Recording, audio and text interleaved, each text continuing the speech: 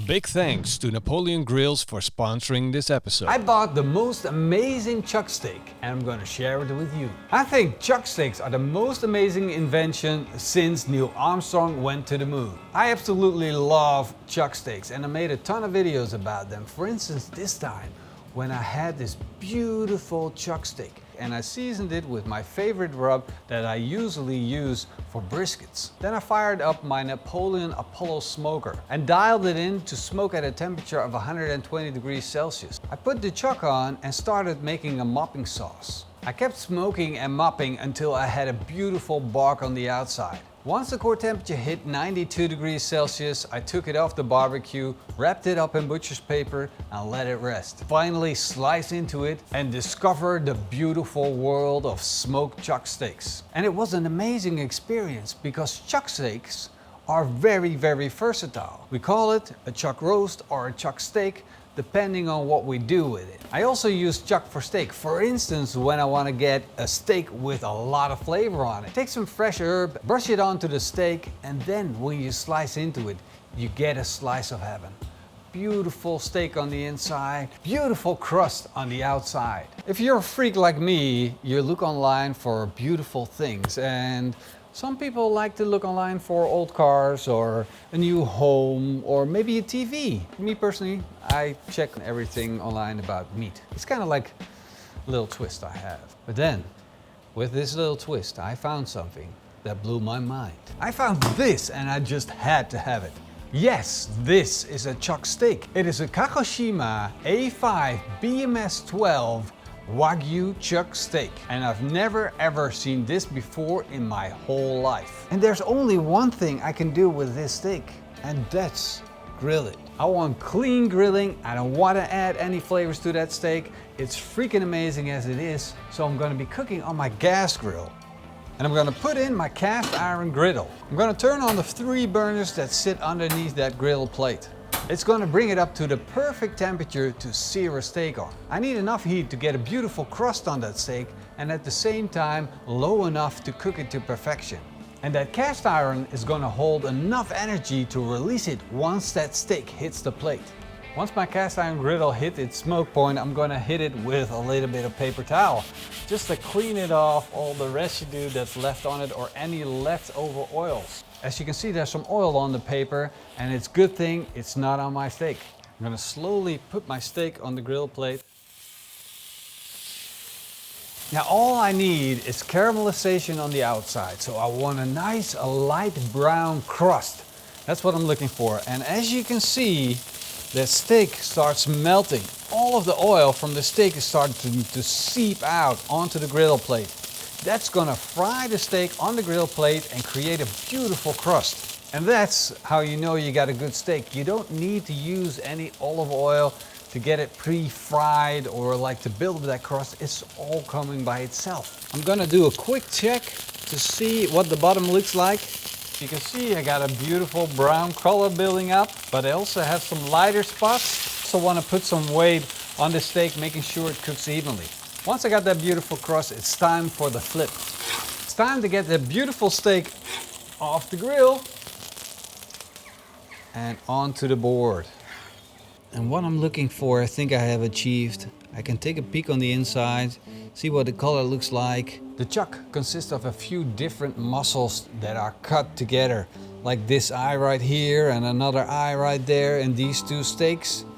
And together they make up this most amazing thing sitting here waiting for us. I'm gonna sprinkle on some salt while we wait for it to rest. This is a special finishing salt and it's gonna dissolve immediately. Oh, welcome to steak heaven. Look at this. The fine lines of fat running down this meat. Absolutely beautiful. So juicy with the molten fat. The beef juices. Look at that. So tender. It's just, I don't have to pull. It's like, it just falls apart. Oh, it tastes like wagyu. It's tender like wagyu. It's got a crust like wagyu. It melts in your mouth. It melts so fast. It's just mind-blowing. Maybe you can compare this to the best in the world of steaks. What if I can put this chuck up against steaks of all steaks? This is a full-blood 100% ribeye wagyu steak. A5, BMS 12, all of that craziness. And all you need to know is when you see more white than red, it's probably the good stuff. I'm gonna use exactly the same technique that I used with grilling the chuck steak. First, I'm gonna clean the griddle with some paper. Once that paper is clean, I'm gonna put on that steak. The steak is gonna suck out all the heat from that cast iron plate and build up a beautiful crust. The fat's gonna melt and the steak is gonna fry in its own fat. Once I cooked it to absolute perfection, I'm taking it off the grill, let it rest, season it with salt, and then slice into it.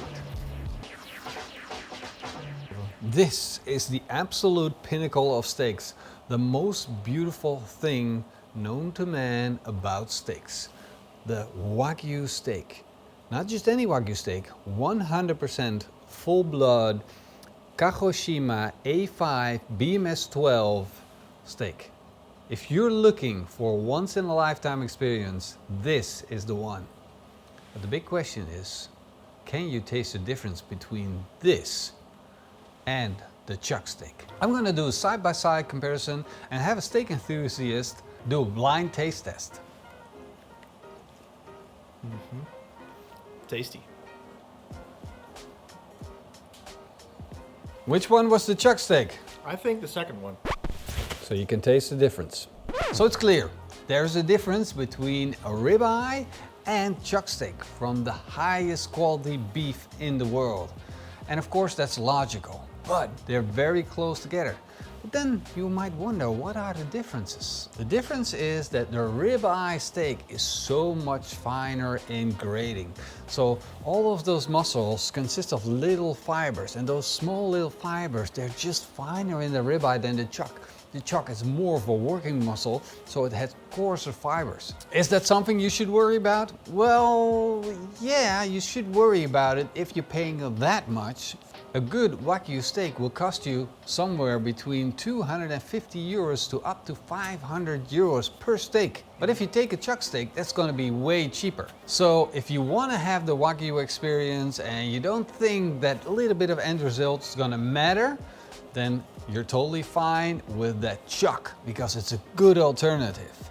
However, if you want the ultimate experience, you still have to go for that wagyu ribeye. I'm so glad I got the opportunity to try this chuck steak and see how it stands up to the real pinnacle of steaks, the ribeye wagyu steak. If I look deep within myself and I ask myself, what steak would I rather have than this chuck steak?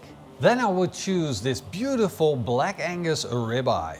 And the big reason why I want to eat this steak rather than the wagyu steak is because I can eat this whole steak by myself and I can only eat 2 slices of wagyu steak before my belly is completely filled up and I'm completely stuffed and I don't want any more steak. And I like steak and I want more steak. I'm going to put my Scotsburg pan over the high temperatures of the grill and I'm going to let it come up to temperature. Then I'm going to put in my steak and sear it.